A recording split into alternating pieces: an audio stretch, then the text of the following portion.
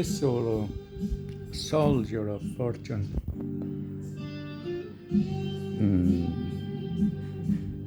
is used specifically the G minor pentatonic scale, almost all in one string, using the technique of bending, pre-bending. So that is very, very important, especially for the electric guitar. The expression and the bending has to be very perfect. Quindi, so make practicing on the bending, pre-bending, as the exercise that will show you.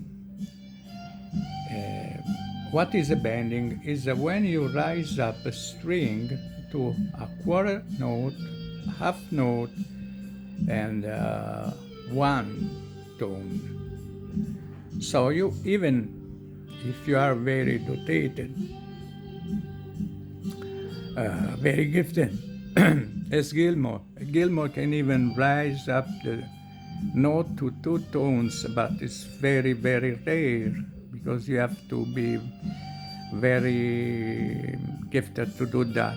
But half, quarter note, quarter tone, half tone, and one tone, and 1.5 tone usually is a normal bending for scales, especially for the pentatonic.